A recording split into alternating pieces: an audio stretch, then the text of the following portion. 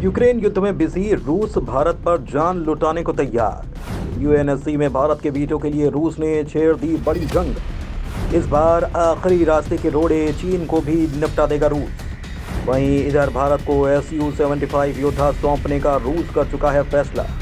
Su-75 पर रूस ने दनादन दिए कई ऑफर, मान ली भारत की सारी मांगे। दोस्तों, रूस भारत का अजीज दोस्त है और भारत के लिए रूस किसी भी देश के खिलाफ जा सकता है, चाहे फिर सामने वाला देश अमेरिका या फिर कोई और छोटा मोटा पाकिस्तान जैसा ही देश क्यों न हो। इधर भारत भी रूस के लिए हमेशा तैयार रहता है। रूस यूक्रेन युद्ध में रूस को भारत की जरूरत थी, क्योंकि अमेरिका समेत तमाम पश्चिमी देश यूक्रेन के साथ थे और रूस पर इन देशों ने भर भर कर बैन लगाए थे। रूस का निर्यात पूरी तरह से रुक गया था। रूस की इकोनॉमी जिस सामान के निर्यात पर टिकी थी वो तो रूस में ही पड़ा पड़ा सड़ रहा था।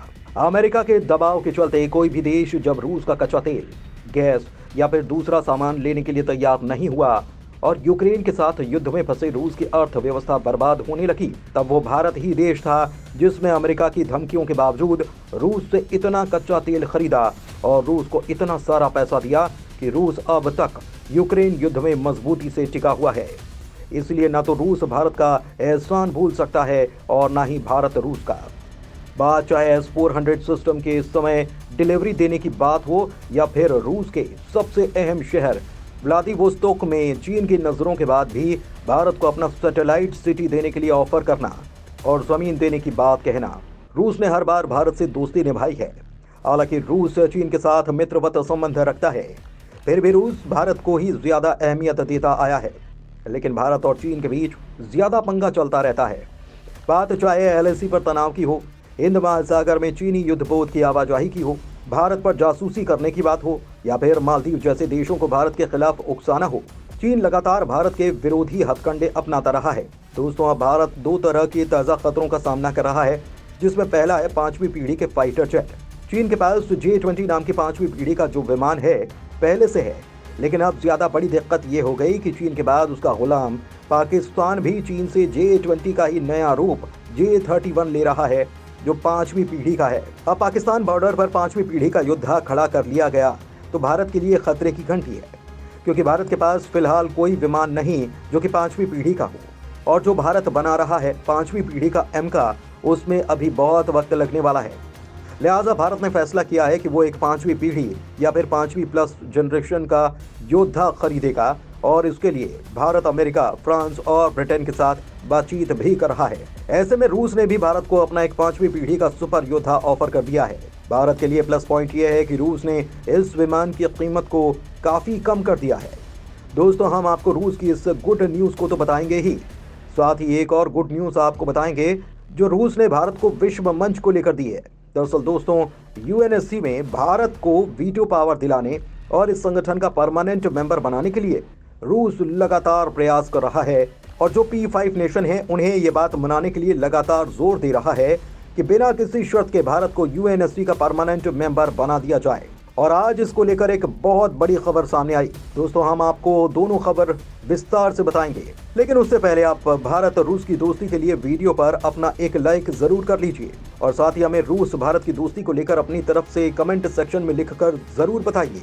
साथ ही अगर आप चैनल पर नए हैं तो चैनल को सब्सक्राइब भी जरूर कर लीजिए। सबसे पहले बात करते हैं यूएनएससी में भारत के वीटो के लिए रूस ने अब तक क्या कुछ किया है उसकी।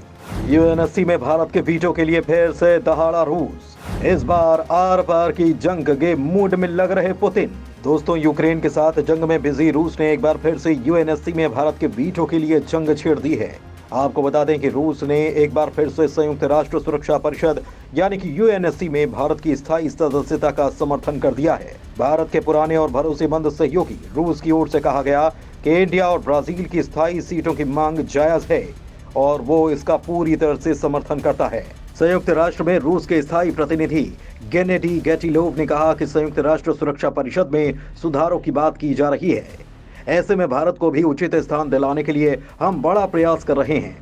गैटिलोव ने आगे कहा कि यूएनएससी की प्रभावशीलता बढ़ाने के लिए अफ्रीका, एशिया और लैटिन अमेरिका के प्रतिनिधित्व का विस्तार करना जरूरी है। अगर विस्तार करने का निर्णय लिया जाता है तो ब्राजील और भारत मजबूत उम्मीदवार हैं। हम इन दोनों देशों को स्थायी सदस्य बनाने का समर्थन करते रहेंगे। आपको बता दें कि रूस की ओर से संयुक्त राष्ट्र सुरक्षा परिषद में भारत की स्थायी सदस्यता को लगातार समर्थन दिया जाता रहा है। कई मौके पर रूस की ओर से साफ तौर पर कहा गया कि यूएनएससी में भारत को भी स्थायी सदस्य बनाया जाना चाहिए, क्योंकि भारत एशिया की एक अहम ताकत है। बीते साल रूसी विदेश मंत्री सर्गेई लावरोव ने भारत के विदेश मंत्री एस जयशंकर के साथ बैठक के दौरान कहा था कि उनका देश संयुक्त राष्ट्र सुरक्षा परिषद की स्थायी सदस्यता के लिए भारत का समर्थन करता है। लेकिन दोस्तों, भारत के इस रास्ते का रोड़ा बन जाता है चीन। अब भी चीन भारत को यूएनएससी में परमानेंट मेंबर बनाने के बीच आ रहा है। सुरक्षा परिषद के 5 स्थायी सदस्यों में अकेला चीन ही ऐसा देश है जिसने अभी तक भारत की सदस्यता को लेकर हामी नहीं भरी है। बाकी के चारों सदस्य अमेरिका, रूस, ब्रिटेन और फ्रांस कई बार भारत की सदस्यता को लेकर अपनी सहमति दे चुके हैं। रूस तो बहुत मजबूती के साथ भारत के साथ खड़ा होता रहा है। ऐसे में अगर कभी सुरक्षा परिषद का विस्तार होता है तो बाकी 4 सदस्यों का समर्थन भारत को मिलने की उम्मीद है। लेकिन चीन वीटो का इस्तेमाल कर भारत को स्थायी सदस्य बनने से रोक सकता है। चीन एशिया और विश्व में अपना प्रभाव जमाने के लिए भारत को सुरक्षा परिषद का स्थायी सदस्य बनने से रोकने की कोशिश में लगा रहता है। हालांकि चीन को मैनेज करने के लिए रूस भी काम कर रहा है। हो सकता है कि इसी साल इस मामले में पॉजिटिव खबर निकल कर आ जाए। हालांकि इस मामले में आप अपनी तरफ से अपनी राय कमेंट के माध्यम से दे सकते हैं। दोस्तों, अब आपको रूस की तरफ से दिया गया दूसरा तोहफा बताते हैं, यानी कि रूस की तरफ से जो 5वीं पीढ़ी के योद्धा को लेकर खुशखबरी आई है वो आपको बताते हैं। Su-75 फाइटर जेट्स खरीद सकता है भारत। रूस ने काफी हद तक कम कर दी कीमतें। Su-75 पर भारत की मांगे मानने को रेडी है रूस। दोस्तों, जैसा कि आप जानते हैं कि भारत को इस वक्त तत्काल प्रभाव से 5वीं पीढ़ी का योद्धा चाहिए और इसके बाद रूस भारत को अपना Su-75 चेकमेट योद्धा सौंपने के लिए तैयार है। लेकिन पहले इस फाइटर जेट की कीमतें भारत को काफी ज्यादा लग रही थी, लेकिन अब रूस ने इस फाइटर जेट की कीमतें सिर्फ भारत के लिए कम कर दी हैं, जिससे अब भारत इस विमान को खरीद सकता है। इतना ही नहीं, बल्कि ऑफर यह भी है कि भारत चाहे तो अपने यहाँ मेक इन इंडिया प्रोग्राम के तहत इस अत्याधुनिक फाइटर जेट का निर्माण कर सकता है। रूस भारत के साथ इस फाइटर जेट के निर्माण और खरीद को लेकर बड़े समझौते की दरकार में है। हालांकि इस संबंध में अभी तक भारत सरकार की तरफ से कोई आधिकारिक बयान नहीं आया कि वो इस विमान को लेगा या नहीं। दरअसल आपको बता दें कि असल में Su-75 रूस के पुराने स्टेल्थ फाइटर जेट Su-57 का ही अपग्रेडेड वर्जन है। रूस ने 2021 में एक रक्षा प्रदर्शनी में नए फाइटर जेट को दिखाया था। भारत में पिछले साल हुए एरो इंडिया शो में भी इस फाइटर जेट को दिखाया गया। रूस को यह उम्मीद है कि भारत के अलावा इस फाइटर जेट को अर्जेंटीना, वियतनाम और ईरान भी खरीद सकते हैं। इसके अलावा अफ्रीकी देशों ने भी इस जेट में अपनी रुचि दिखाई है। फिलहाल Su-75 चेकमेट बनाया जा रहा है। पहली उड़ान इस साल किसी भी समय संभव है, जबकि रूस इसे अपनी सेनाओं को 2026-27 में डिलीवर करने की प्लानिंग बना चुका है। इसकी मुख्य प्रतियोगिता अमेरिका के F-35 लाइटनिंग और चीन के शेनयांग FC-31 से होगी। FC-31 को ही J-31 कहा जाता है। इस प्लेन को चीन पाकिस्तान को दे रहा है। Su-75 चेकमेट का कॉकपिट ग्लास का ही होगा। हेड अप डिस्प्ले होगा। इसमें 2 35 सेंटीमीटर बड़े मल्टी फंक्शनल LCD डिस्प्ले होंगे। ये फाइटर जेट अपने साथ साथ 7 टन के हवा से हवा में और हवा से सतह पर मार करने वाले हथियारों को लेकर उड़ान भर सकता है। इसकी स्पीड 2222 से 2469 किलोमीटर प्रति घंटा होगी। अगर पाकिस्तान को मिलने वाले J-31 की बात करें तो रूसी फाइटर जेट उससे कहीं ज्यादा तेजी से उड़ान भरने में सक्षम होगा।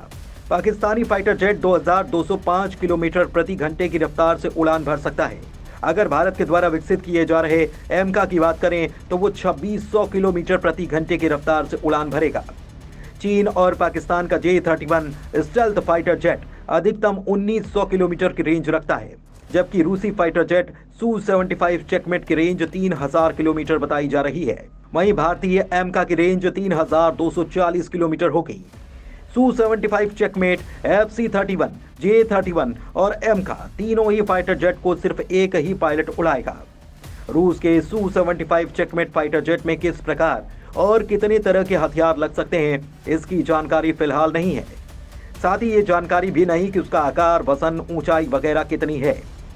लेकिन इतना तय है कि चीन और पाकिस्तान का FC-31 या J-31 रूसी फाइटर से कमतर होगा।